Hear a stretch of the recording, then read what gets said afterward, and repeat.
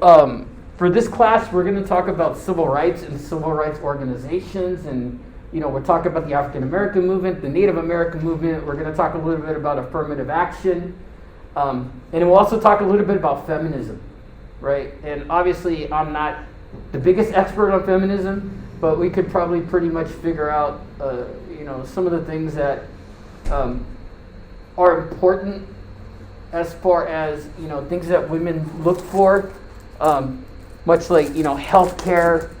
I know I even said to you all that Roe versus Wade may be challenged pretty soon, and guess what's happening today?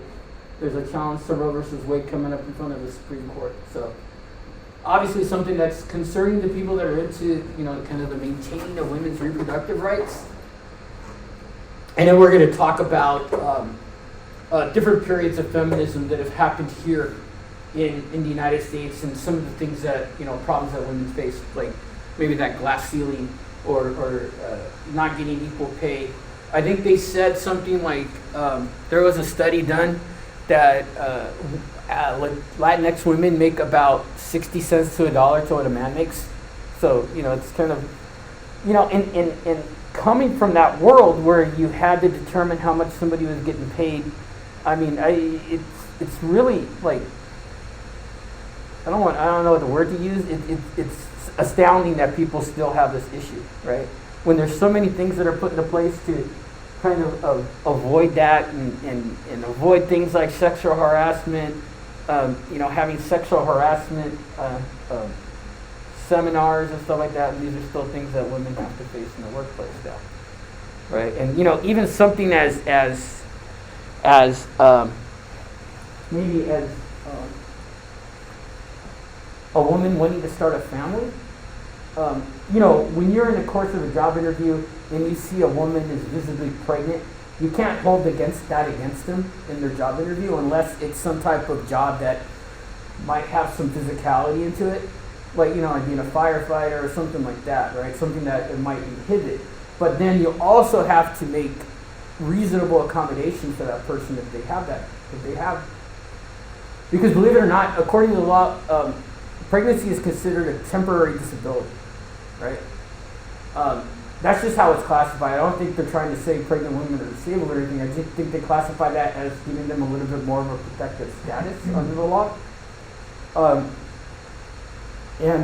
Even if you are interviewing a woman that's visibly pregnant, you can't hold that against them, right? If they're still qualified, you gotta still give them that job, even though they may be off for 3 months in a couple of weeks, or a couple of months. So a bunch of different things that can go into that. We'll get into a little bit of a discussion of it, and I'll give you some maybe some old stories that I may have with some of the stupidity that people just do at work, like asking what's your religious affiliation, or things you should not be asking during an interview, right? So we're going to get into that, and then next week we're going to talk about Reagan, and then we're going to talk about public policy. And that public policy part of the class is getting involved talking a lot about education in California and the education budget. And then we're also going to talk about water, right? And water is a really important issue here in California. And if we have time, I'm thinking next Thursday, we could watch a documentary about water here in California. It's going to be about an hour and a half, but it focuses on a company called The Wonderful Company. I don't know if you guys have heard of them. They're pretty big in Costco, right? If you go to Costco and get the little tangerines that are called cuties, that's by The Wonderful Company. Pomegranate juice, almonds. They have a lot of products that are for healthy, maintaining a healthy lifestyle, but a lot of those, I guess, crops or whatever you call them take a hell of a lot of water to grow. Like, I think I mentioned this in a class that in order to grow one almond, you need 4 gallons of water. That's a lot of water, right? So that's kind of where we're headed, and then we'll have our final exam on Monday the 13th. 50 questions. I'll put out another review video for you guys, and just make sure you come in with your card and all that stuff. The review videos help, right? Yeah. All right, cool. So I'll put one of those together probably either tomorrow or over the weekend. Remember, we have our short answer quiz due tonight by 11:59, the Patriot Act. So go ahead and look at the assignment. And you don't necessarily have to write out an essay. You can go ahead and go in and just type in the answer to each question, because I didn't really set it up for an essay format. I wanted you guys to be able to tell me a little bit about what you learned with the Patriot Act, and there's some really specific details that I want you guys to be able to identify. So go ahead and get that to me by tonight. It shouldn't take that long. You could possibly even use the Patriot Act slides that we have attached to the modules, and it should be pretty simple. And remember, next week we have our Supreme Court project due. So you remember, there's two ways you can do it. You can either do a paper, 5 to 7 pages, or you can do a presentation with some type of voiceover on it showing me that you understood what the assignment involved. With that being said, I should be able to finish up all the grading probably by the end of that week, and then get your grades in. And then, I don't know if this class has any prereqs attached to it. I don't think so. But still, you have your grades updated, and it'll all be over with. And we'll be the first class finished on-site class in a long time, right? Any questions about what's coming up? Any comments? Any concerns? By any chance, are you going to have an extra credit? I could do another one.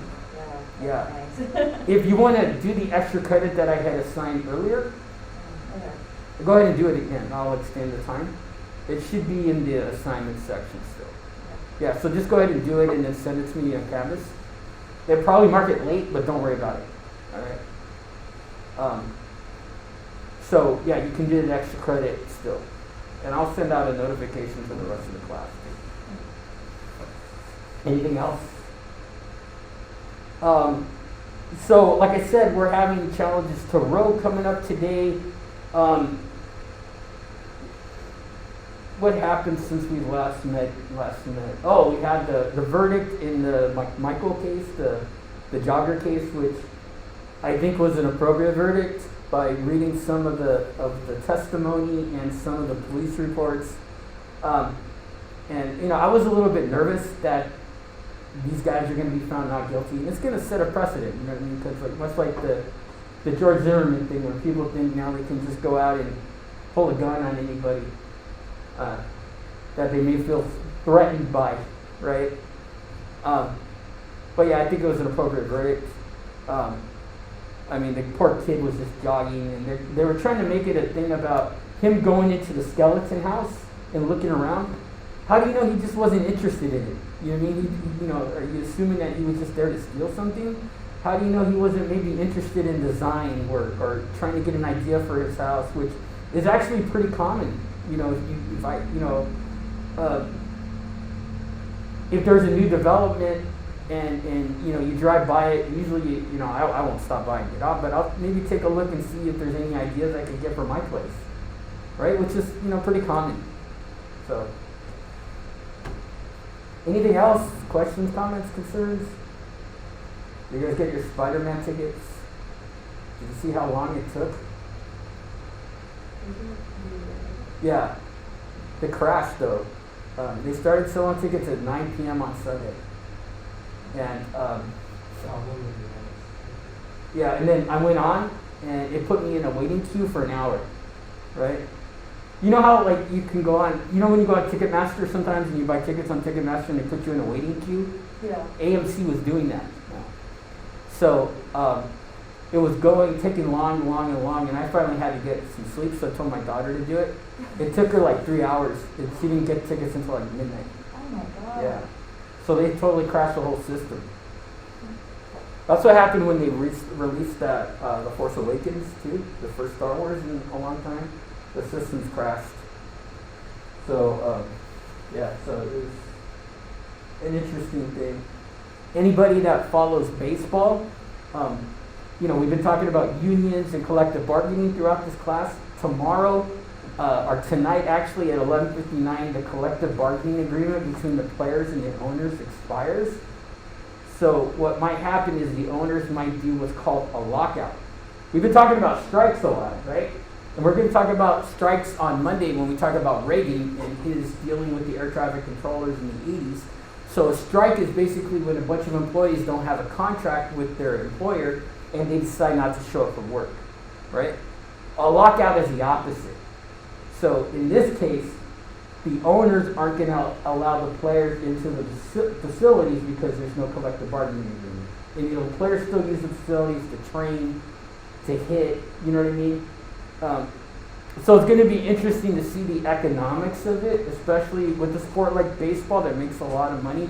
Doesn't make anywhere near the money that the NFL makes, but they still have a pretty good profit to it, you know what I mean? So we'll see where that happens. A lot of it is revenue sharing. How much should the owners take? How much should the players get? There's a bunch of different things that go into it.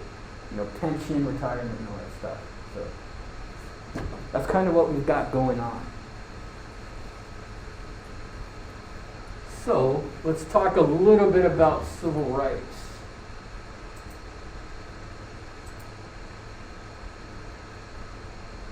So, you know, we kind of touched on this a little bit at the beginning, at the end of the last class. You know, currently we have these numbers represented in Congress. And, you know, we kind of looked at this in the last class and said, you know what, maybe we could be doing a little bit better as far as maybe people of color in Congress and people, women in Congress and stuff like that. So we kind of looked at that and found out we still maybe have some strides to make a bit in this. And if you go to this link, we're not going to click on it right now, but if you visit it on the slideshow, it'll show you the demographics of Congress right now. And like really specific demographics all the way down to religious affiliation. Right? So nothing that we're really going to rely on for this class, but just to keep in mind. If we look at world population right now, well, we have about 325 million people in the United States. What's the biggest minority group in the United States now? Yeah, probably Hispanics now, right? And I think that's going to keep growing as we get, you know, more along into our years here. You know, I think just because of the migration, people immigrating here, and I also think, you know, people marrying interracially now, it's not as taboo as it used to be.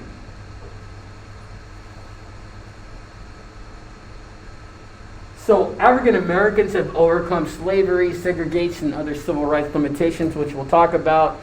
Hispanics have been denied citizenship and their immigration has been restricted. And Asians have also suffered things like exclusionary laws, discrimination, and as we saw in 1942, some outright violations of constitutional privileges.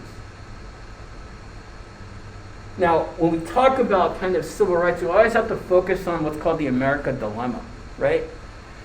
Remember, when our country was founded, it was founded off of the basis that all men were created equal. But at that time, who was only created equal? It was white men with property, right? If you didn't own property, you couldn't vote. Now, Andrew Jackson changed that later to all white men, but you're still including women, slaves, all that, right? So we kind of have that stigma attached to us, I think, and it's something that I don't think it's a thing to not teach. You know what I mean? You know, we're kind of getting a lot of feedback and a lot of blowback with regards to some stuff that maybe that some people might not want us to teach anymore, like slavery, like this America dilemma, you know, all of the blocking right now of our ignoring of, you know, very important parts of our history, right? And it's really frustrating as somebody that does that where you know, you have a group of parents maybe saying that this isn't important stuff to learn, right? And, you know, they're trying to limit books, they're trying to limit writings, they're trying to limit curricula. Yeah, and was it like you know, what is it Nietzsche or so they said that those that don't learn from history are doomed to repeat it. Yeah.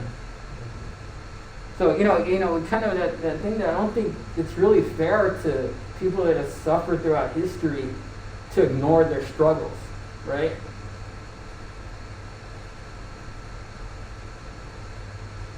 So, kind of the struggle for freedom for African Americans involved abolition and the abolition of slavery and its aftermath. The 13th Amendment abolished slavery here in the U.S. except for under one condition. If you are being punished, then you could be put into slave labor, right? The phrase is on conditions of whatever, right? That's why, people in prison can get paid like $2 an hour for doing jobs and stuff like that, right? The 14th Amendment gave us all equal protection under the law. The 15th Amendment made it illegal for federal and state governments to abridge the right of people to vote based off of their race, color, or previous condition of servitude. But when we kind of look at these are all well and fine, right? The 13th Amendment abolished slavery, perfect. But we still had problems, and we still had Jim Crow laws in the South during that time, right? So this is at a point from maybe 1865, 1875, all the way up to 1964. Why did we still have these Jim Crow laws in the South that prevented African Americans from going into places that white people could go into? Simple. Nobody was enforcing the law, right? And what good of the law is there's no one there to enforce it? Right? We can all drive 100 miles an hour on the freeway. Now, is it going to get dangerous? Obviously, it will. But what happens if the CHP isn't enforcing the law? People are going to do it.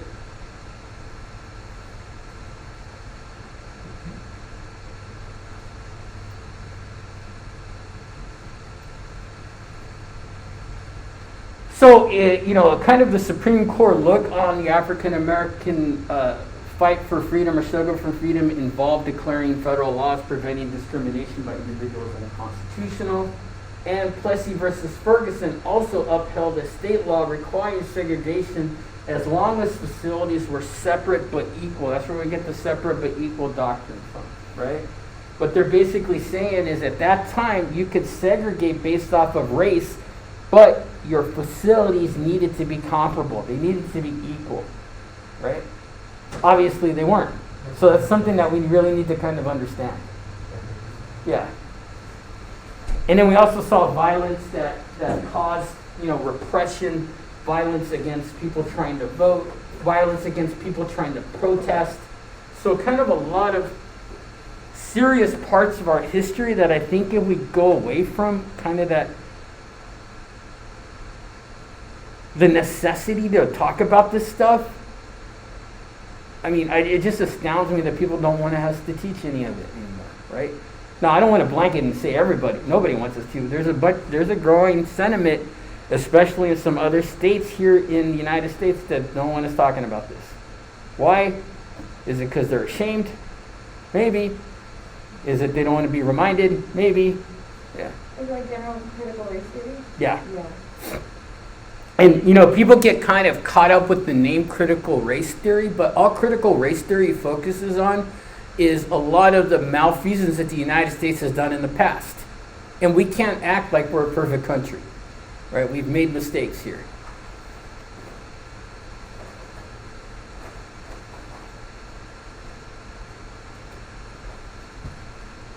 So we've also had kind of organizations that are developed. And much like anything, a lot of these organizations have an elite bias to it, right? So people that run some of these civil rights organizations are going to be wealthy, affluent. We have the NAACP, which is the National Association for the Advancement of Colored People, which was founded in 1909. Right, they're still very active today. The Urban League, founded in 1910, is another one, right? And then we've also seen change come through legal means as well as court actions. Executive Order 9981, where Truman desegregated the military. Or Brown versus Board of Education, which took away that Plessy separate but equal doctrine. So we've had action that has happened, but then again, Civil Rights Act of 1964, Brown Board of Education 1954. Why did it take 10 years to kind of stop that segregation down in the South? Nobody was enforcing the law.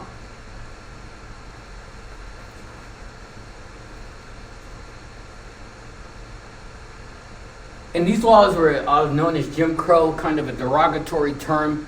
They were basically laws that required the separation of white people and people of color in things like school and public transportation. Again, why could they do these? Because no one was enforcing the law. As simple as that. And we had segregation that expanded into schools, cemetery, parks, theaters, restaurants.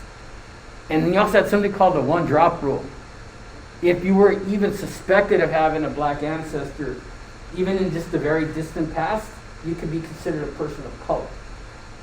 Right? So, again, some really, really stringent things on here. And, stuff that might not make sense to us now.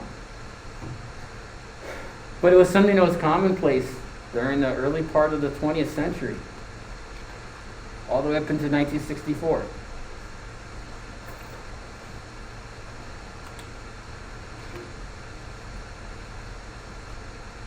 So how did we get facilities desegregated?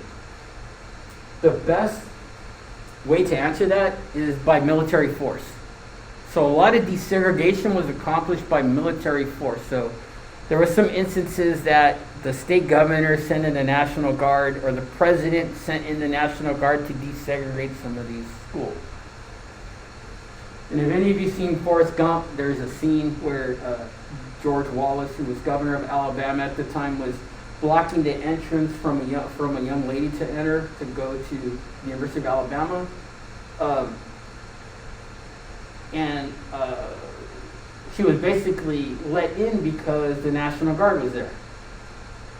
So this is kind of how we need to understand and how it looks to see where a lot of this desegregation was accomplished by the use of military force.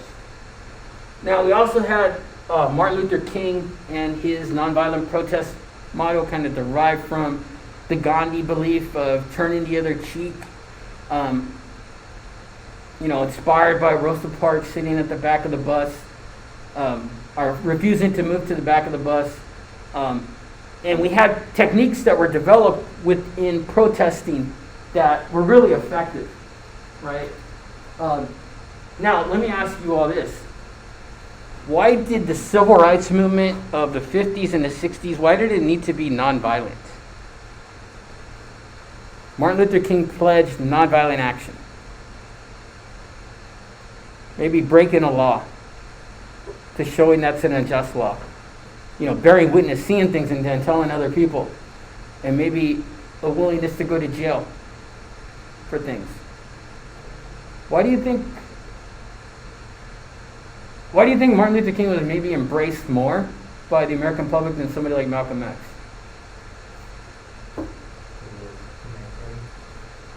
Yeah, more looked at as a humanitarian. And I guess what I'm trying to get at is I think if you had a violent civil rights movement, it would have turned those moderate whites off.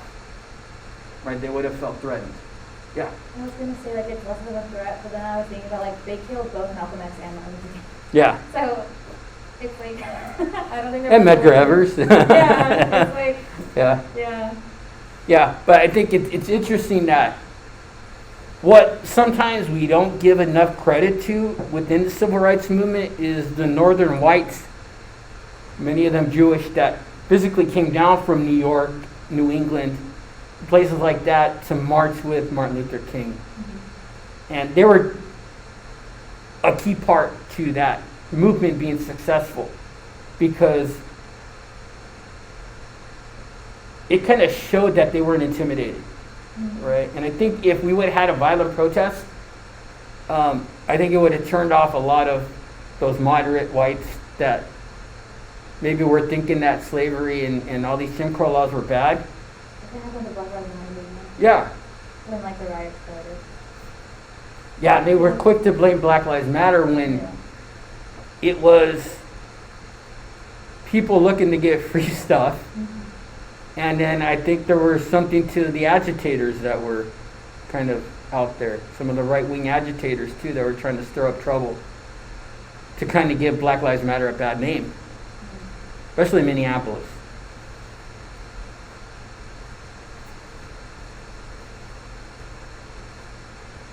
We also had, and I try not to use the word Hispanic, but I'm trying to be consistent with what the book says. I don't really like the word Hispanic because that is kind of derives that you're saying my ancestors are from Spain, but they're really not. You know what I mean?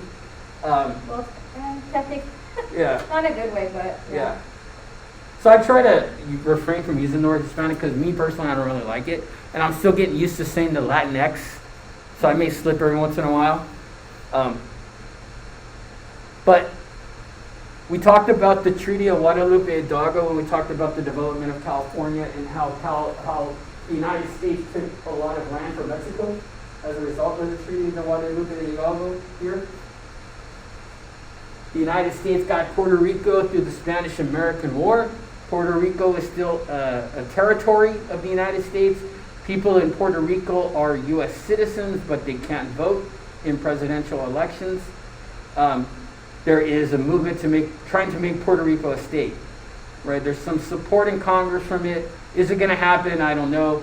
Do the Puerto Rican people want it to happen? I don't know. I think there's some split demographic-wise on whether the Puerto Ricans want to be a state or be their own independent territory. In World War II, the U.S. introduced the Bracero guest labor program, which imported Mexican laborers into the United States up until 1964. And LULAC, which is the League of United Latin American Citizens, is modeled after the NAACP and kind of fights for the same rights. One interesting case that I wanted to bring out was, and this is kind of something like I've experienced in my own personal life, right, was Mendez versus Westminster School District. Now, this case didn't make it up to the Supreme Court, but what it did was, in Westminster, California, which is probably, 90 miles north of here, Garden Grove, Santa Ana, Anaheim, all part of Orange County, they had separate schools for Mexicans there. And the way they put you into a class was determined on your skin color or whether or not you could speak English, right? So the reason I said that, when I was in first grade, I was actually put into a Mexican class. And I didn't speak Spanish that much growing up. So you know how they figured it out? It was probably just based off of skin tone. Because it's not like I have a Hispanic name either, you know? So this made it up to the Court of Appeals. Admission was based on skin tone and last names. It didn't make it all the way to the Supreme Court, but it did make it to the Ninth Circuit Court of Appeals here. And what they said was, well, basically what you did was wrong, but it's wrong because you didn't get permission from us to do it, or you didn't get permission from the state to do it, right? Now, we don't think it's racially motivated, but we think you should have really got permission from the state. So, kind of a whack look at legal reasoning here. Now, Asian Americans have also suffered from discrimination. We talked about Executive Order 9066. In some instances, Asian immigrants were prevented by law from becoming citizens. And remember, at a point in our history, Chinese are kind of treated like how Latinx people are treated now, right? Chinese were brought in for cheap labor. And we had anti-Chinese sentiments there. Now, we also have like that one drop rule, what I talked about. This is also a growing demographic group. If we can maybe separate this out, the multi-ethnic group is one of the largest growing groups here in the United States as well. Only since 1967 has it been that interracial couples can get married. And when you think about that in kind of the context of our history, that's not that long ago. When you think about it, 1967 is really not that long ago in history. So we had laws from 1776 up to 1967 that prevented couples who were interracial from getting married. Now, if you want to use this case as your Supreme Court case, the case is called Loving versus Virginia. I think the movie. Yeah, the movie. Yeah. Yeah, there's a movie about it too. But this interracial marriage isn't, like I said, isn't as taboo as it used to be. And, I'm the product of interracial marriage, right? So, and then in 2000, the census allowed people to check more than one ethnicity on their census boxes, right? So we're seeing multiracial movements come out as well.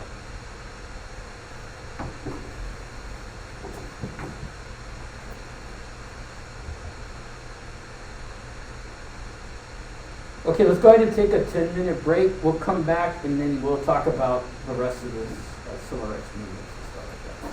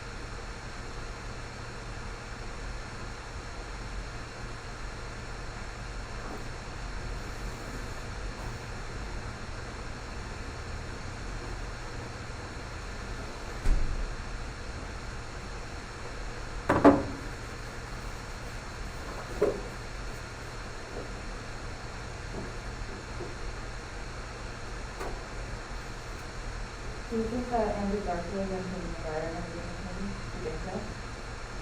It's the multiverse. Yeah. So you're Well, I'll not- tell you why. Because have you seen the second Andrew Garfield Spider-Man Yeah, where he tries to? yeah, try to. Yeah. Well, if you look at what's the girl's name, the actress in the new one? No, Zendaya. Yeah. You notice when she's falling, and then you see a hand come to try to grab her. That's Andrew Garfield. Say that too, that Yeah, looks 'cause like it's the Andrew same Garfield. suit. Yeah. Yeah. So you can get redemption for Gwen Stacy. Yeah. Fine. So. Yeah, I hope so. Yeah. I just feel like a lot of people are going to be really pissed off and disappointed if they don't appear. Yeah, if it doesn't happen.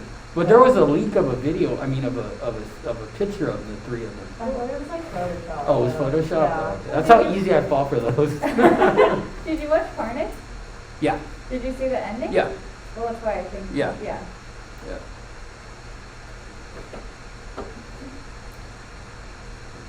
Yeah, because like after the Carnage thing, I think like they have to go with that. Yeah. This one can sense.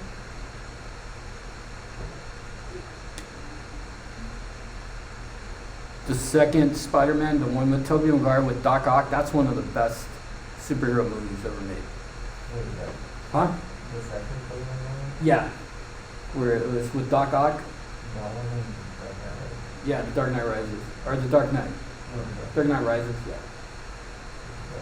Because the Dark Knight Rises is just like a good movie, period. But like specifically like the best superhero movie. And I told you, like, a lot of people were talking bad about Heath Ledger. Did I mention that?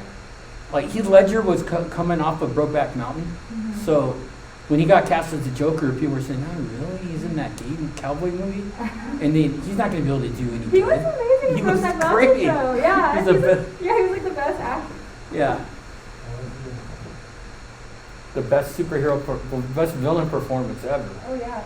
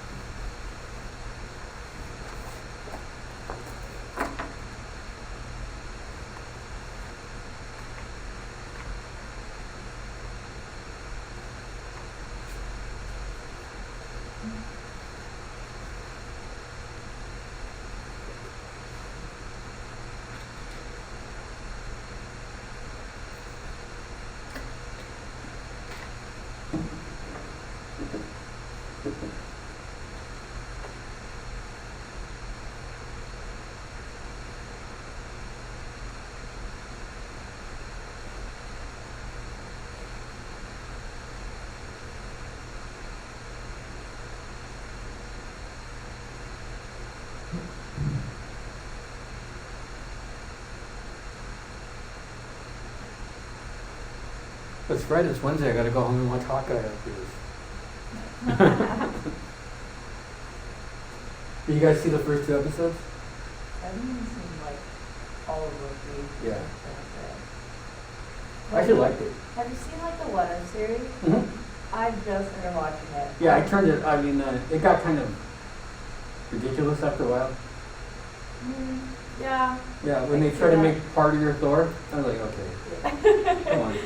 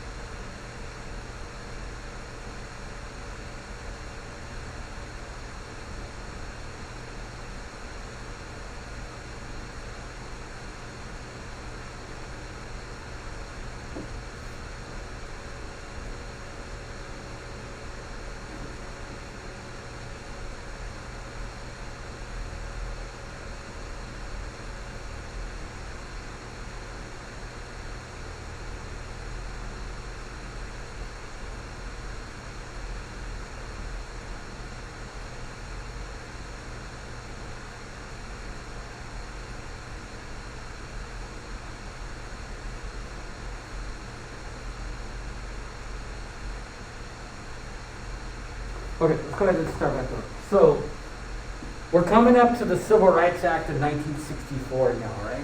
And one of the more important things out of the Civil Rights Act of 1964 is Title VII. Basically what Title VII does is it makes it illegal to discriminate or segregate persons on the grounds of race, color, religion, or national origin. You can add one more demographic group that has happened in the past 2 years up there, and that's sexual orientation, right? So Title VII prevents discriminations against people based off of their race, their sexual orientation, their color, their religion, and so on. Now, at the beginning of the semester, we talked about equality of opportunity, and I told you guys that we're going to actually address equality of outcome toward the end of the semester. So this is the point where we're going to talk about equality of outcome. So we have, a couple of schools of thought. Should we have, and I think it's something that we can agree on, should we all have equality of opportunity in this country? Absolutely. Now, should we have equality of outcome? That's where people might have differences of opinions there. All right, should we all get the same reward? I mean, you guys have done group projects probably before, right? And there's been situations where, maybe 4 of you have done a group project, and then maybe one person out of the 4 slacks off, doesn't really do their share, but gets the same grade. Yeah. I think I just think of coworkers that I've had where it's just like they really, really need like initiative. Right. They just don't work on their own accord. Yeah. And it's just like kind of frustrating. But Yeah. like, at the same time, I think the equality was pretty good. So yeah, we can agree that everybody should have the equal opportunity to be whatever they want to be in life, right? Where we get a little bit of difference of opinion is with the concept of equality of outcome. Should we all share the same outcome? Right? And ideologically speaking, somebody on the very far left is going to say yeah. Somebody on probably from the middle left all the way to the right are going to say no. If you give people equality of outcome, what motivation are they going to have to try to improve themselves, or maybe not skate? And this kind of leads us to the question of affirmative action. Do we need affirmative action now? Do we still need it? We're going to talk about that in a minute, but let me go over a Supreme Court case first. All right. Some people may say that affirmative action programs are a violation of the Constitution itself. Right? There's a case called Regents of the University of California versus Bake. And Bake was a 35-year-old med school student that was trying to get into Davis, the University of California Medical School at Davis. He was rejected both times, right? At that time, they had reserved 16 places out of 100 for qualified minorities. Bake's qualifications, his test scores, and his GPA exceeded those of the minority students in the 2 years that Bake was denied admittance, right? So, if you want to kind of maybe try to make an argument, he was probably number 85 or something in the class. But is this reverse discrimination? What eventually it was found is, did the UC system violate the 14th Amendment's Equal Protection Clause? Found that it did, right?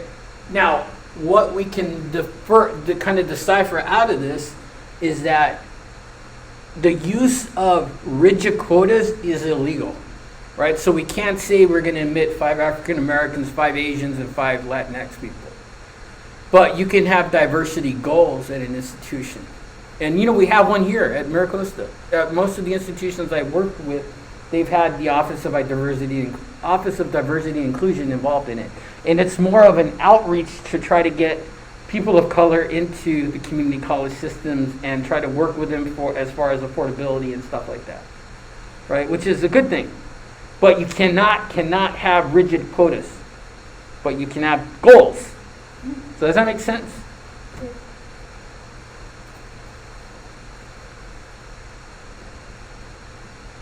So I think I put this slide in because I think it's kind of funny, right? If we ask the masses, the public, about their feelings on affirmative action helped get blacks, women, and other minorities better jobs and education is supported by 70% of the public. But 62% of the public disagree with the statement, we should make every effort to improve the position of blacks and minorities, even if it's given in preferential treatment. They're asking the same question here. They're just forming it differently. Kind of like the Jimmy Kimmel on the street interviews that they do. What do you guys think? Is affirmative action still necessary here in the United States? There's not going to be a right or wrong answer.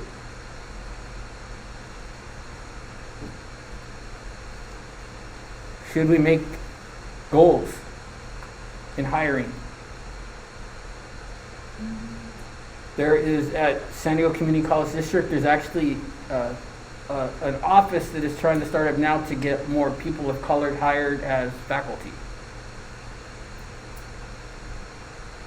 I think I would focus on just like the affirmative action bit, like just getting people in. I think the bigger thing is like you're saying, like the outreach into making them feel like they're like wanted in that thing, so they can come there naturally.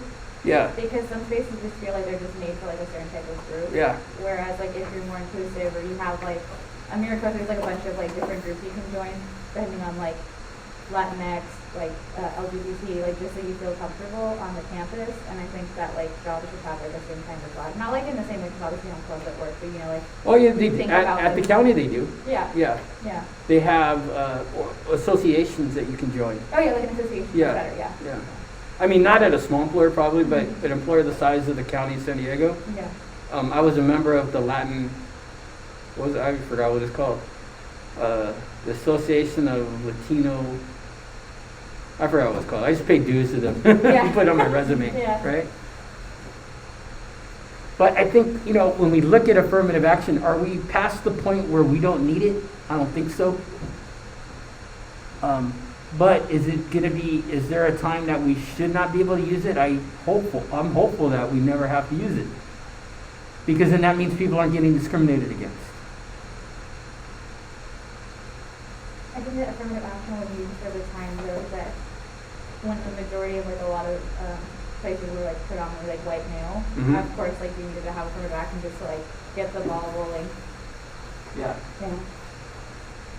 So let's talk about women's rights. And like I said at the beginning of this, I'm not the foremost expert on feminism, but we're going to talk a little bit about some of the feminist movements that had happened here in the country since probably like the Civil War time.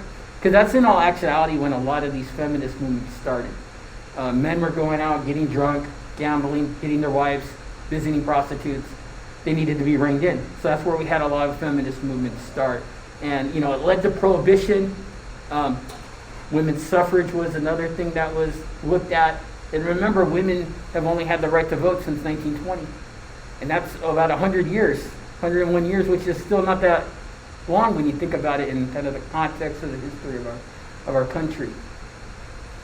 And on top of that, Native Americans weren't allowed to vote until 1924. So it's just like a lot of screwy things that happened. So we have things like equity feminism, where, you know, seeking equal opportunity for individuals and equal treatment under the law. You know, equal treatment of women and men without challenging inequalities perpetrated by employers, education, religious institutions, and other elements of society. Like I mentioned, the story about the pregnant lady coming in for a job interview. You can't hold that against them, right?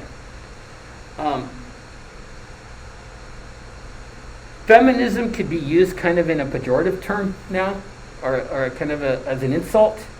Oh, you're just a feminist. You know, you think of the bra-burning, short haircut, you know, that type of vision that people put out there.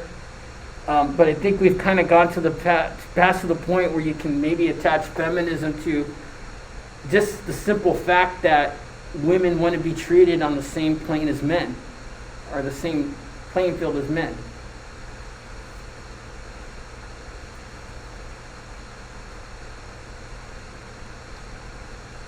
We have gender feminism, and this is kind of what we saw in the 60s and the 70s, where, you know, radical feminists say that society is patriarchy, meaning based off of man's beliefs. And in patriarchy, men have more social power than women. They harm women by oppressing them. This movement seeks to kind of restructure that. And you think about some of the things that, you know, women have to deal with regards to things like sexual harassment. and maybe even something such as street harassment, right? I had a friend, we were in Vegas one time, and there's this really attractive blonde that was walking toward us, and my friend like said, "Hey baby, what's up baby?" It was Ronda Rousey, and he didn't know who she was, and I was like, "Hey dude, I don't think you wanna say that to her, man." You know what I mean? So there's still, aspects of harassment that women have to face.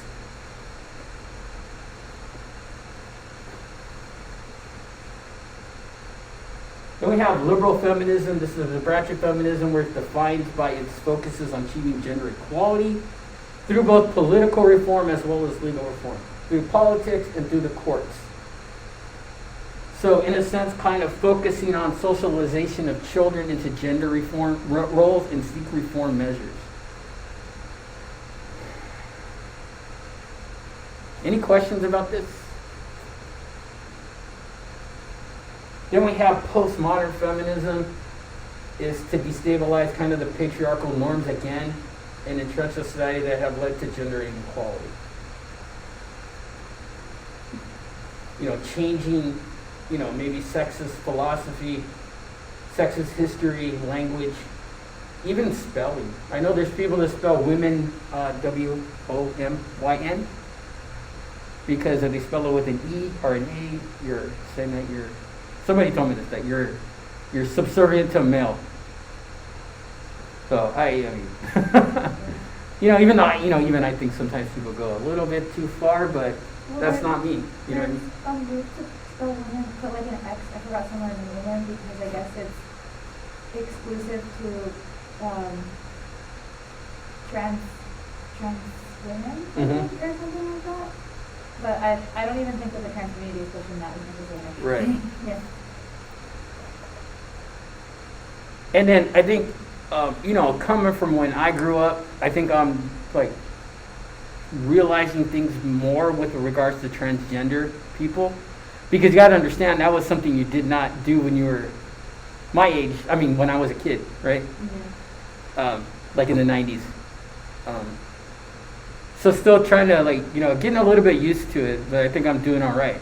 But I think the media was like pushing like the extent of like the population of the trans community is actually a very small portion, but I think that there's just like a lot of like trying to get attention and stuff like that. Yeah. Where it just makes it seem decentralized on stuff like that, but in the reality of it is like, I don't know, it's just like a much smaller community, and they're not really asking for like bigger demands, but it's kind of like whatever grabs people's attention. Yeah. And so people can get engaged. Yeah, and then we learn about pronouns and stuff like that. It's definitely something I try to respect. And it's just more knowledge about it, because I didn't grow up with it, so and it was right at the point too where you don't want to admit you were gay either. So kind of those things in history that we have that things have gotten better in the past few years. Now, currently, women who are married make up about 70% of the workforce. Why is that? 2 reasons, right? Women are capable of being in the workforce. And what's the other, probably more important reason? You need to be in the workforce. Women need to be in the workforce, especially with the cost of living that we have here in the United States, especially California, right? You need 2 paychecks. It's really hard dealing with 1 paycheck.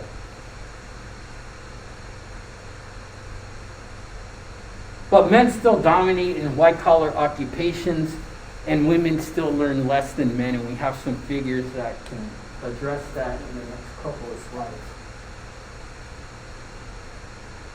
Now, Title IX, and this was something to do with athletics too here at colleges and admissions here at colleges.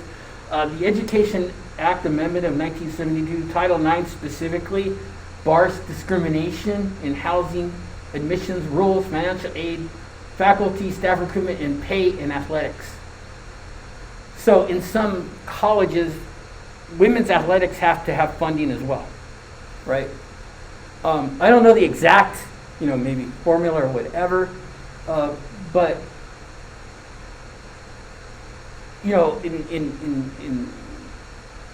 the revenue generators are obviously going to be football and basketball from admission ticket sales. So there has to be also some funding available for some of these groups that might not charge for admission. I don't know if the women's soccer team here charges for admission. I see them playing when I leave sometimes, but I don't know if they charge, or if basketball, I don't know if there's a basketball team here. No, I don't think so. Yeah.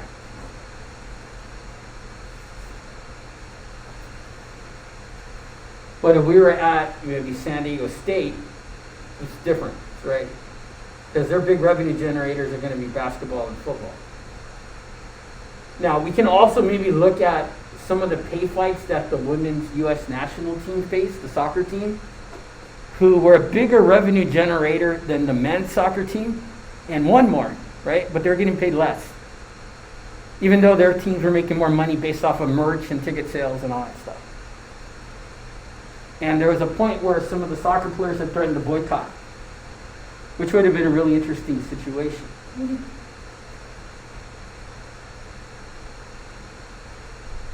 Just some examples of the gender gap, and we could see, white women make about 79 cents to a dollar what a man makes. Black women make about 62, and so on. I think maybe the Asian might be an outlier because maybe there might be a lot of more high-tech jobs or engineering type jobs. But yeah, we could totally see that there is an earnings gap. So I think if there's confusion about reading the gender wage gap, it's true that they're doing the same job and they're getting this Yep. discrepancy? Yep. Okay.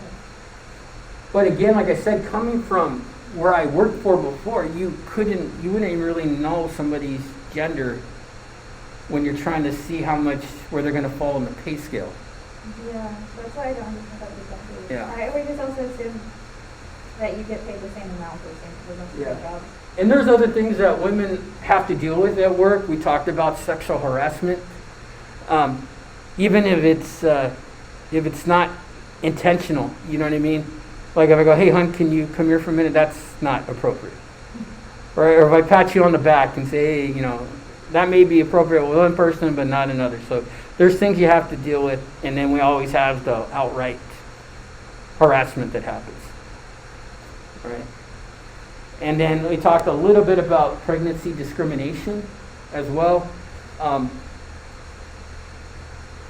Generally, in the United States, if a woman has a traditional vaginal birth, they could take up to, I think it's something like 12 weeks off.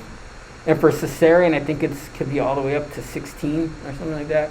But we're still lacking in leave time for people here in the United States. And it's on both sides. Remember, as men, too, if you have a kid, you have some leave rights as well in California, right? You can take paternity leave, or it's called bonding leave. Or if the mother of the baby has some type of care that needs to be given, medical care, you can take time off for that. What's the one thing to be like a whole year off, like paternity leave? Yeah, Spain, you get 2 years off. Yeah. Paid. Yeah. Okay, so let's talk about LGBTQIA. A lot of kind of the contrary stuff with regards to people's negative views on LGBTQIA rates is based off of religious kind of teachings and stuff like that, right? And if we look at it, sexual relations between homosexuals was illegal in some parts of the United States all the way up to 2003. And in 1974, the American Psychiatric Association removed homosexuality from the DSM. Wasn't it DSM? Huh? I didn't know it was in the DSM. That's Oh, it's like, it's a diagnostics Yeah. of, it tells what are common mental illnesses. Yeah, I didn't So they were considering homosexuality a mental illness up until 1974. So not that long ago. Yeah. Then we had things like happens as far as movements. We had the Stonewall riots in New York in 1969. 1977, we saw Harvey Milk, who was elected to the San Francisco Board of Supervisors, openly gay, right? They made a movie about him with Sean Penn, and he was actually killed by another supervisor. And if you guys can Google this because it's the absolute truth. The defense he used was he was high on Twinkie sugar at the time. There's a Twinkie sugar defense that he ate too many Twinkies and he was high and it caused him to not be rational and he shot. And who was that man was on the board of supervisors? Yeah, That's Dan horrible. White. It's called a Twinkie defense. So look at that when you ever want to go down a rabbit hole. Matthew Shepard made violence against the LGBT community a hate crime. Matthew Shepard was a gay man who was approached by these people in Wyoming. He was under the impression that they were going to have a romantic interaction, and they ended up impaling him on a fence. Made violence against the LGBTQIA community a hate crime. Same-sex marriage is now legal in all 50 states, and we had the Defense of Marriage Act repealed.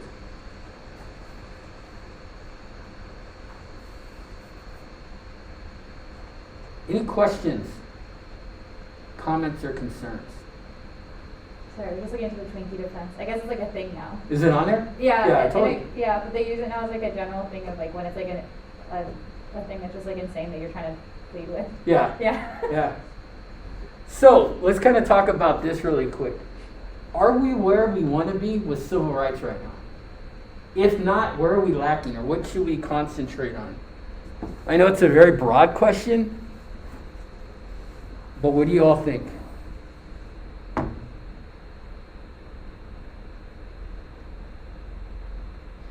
Do you think in the past few years people are more comfortable in expressing their racism? No? Is it because maybe the guy at the top was expressing it? I think it's a weird time. But it also started with it. All of the affected people. So Yeah. that means it's not out in schools. And it's all public schools. Yeah. I was gonna say, I think it's like both things really interesting because I think we've made a lot of progress in proportion to like how long it used to take to make progress. I think we made a significant amount. I don't think we're where we need to be though. But at the same time, I think because of the new alt-right movements that have gone more extremist because they could say whatever they want in like the media space, you know, and like also online, like you're just free to say whatever you want. I think that it's just like a weird reactionary time. Yeah, so I think we're making progress, but I think that at the same time, there's a little bit of a regression in terms of like the far right. Absolutely. Yeah, I think that's a good point. I think we made progress, but I think we took a couple of steps back in the past few years. Mm-hmm. Just with certain groups though. Like, Yeah, and it's across the board. When you think about it, it's race, gender, sexual orientation.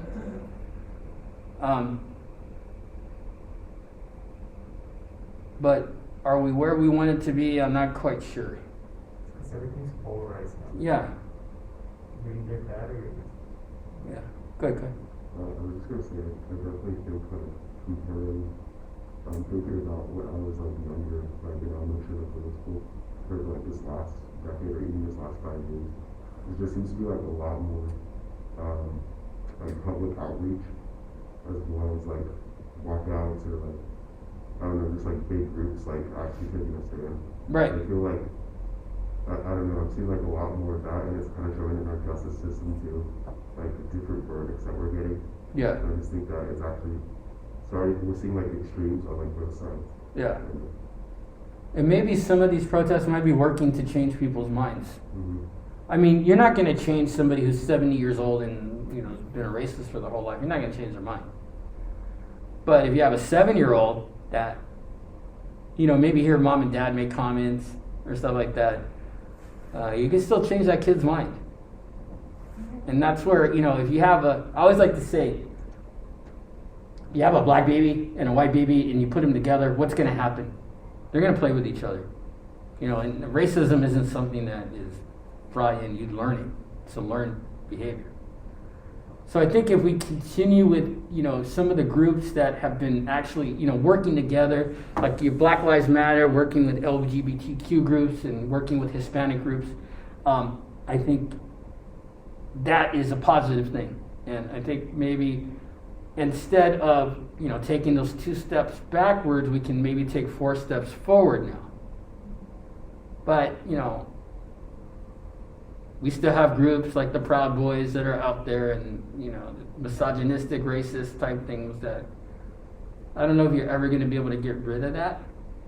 Hopefully, but I don't really think so. I think just touching what you were saying on like the polarizing issue, it's just like in every, like you said, like in every group, like you can just see the way like, I don't know what happened first, but like with the third wave feminism, a lot of the pushback of that has been like man hatred.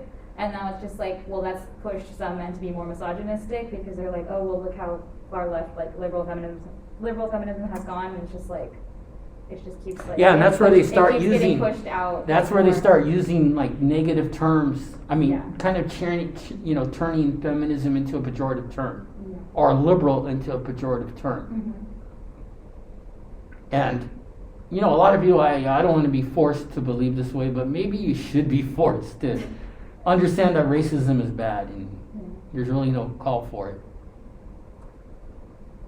Okay, guys, when we come back on Monday, we're going to talk about Reagan and some of Reagan's accomplishments and some of his scandals. I don't know if I should say accomplishments. I got to rethink that one. Reaganomics, right, which pushed us into a deep debt that we got out of under Clinton, that we went right back under W. Now we still have today. And then if we have time, we'll watch a quick documentary about Reagan's life. Reagan is a really fascinating person because he was a Hollywood actor that became president. Yeah. Yeah, but he was governor before that too. So, So was Schwarzenegger. yeah. And they're part of the same party too, so Yeah. there's a lot of parallels. That's weird. Yeah. But Schwarzenegger was never really that classical of a Republican. He was more of a libertarian. I would say so too. Yeah, because he was like in favor of same-sex marriage and stuff Yeah. like that. So we're gonna look at Reagan. We'll talk about where he got into some hot water. He ignored the AIDS crisis. Yeah, and you know, he started the war on drugs, which just led to mass incarceration. And then after that, we'll talk about public policy. We're going to talk about the education budget and water. All right, and that's probably going to tie up the class. All right, so I'll see you guys on Monday. Have a good weekend. Thank you, Dr. Yep.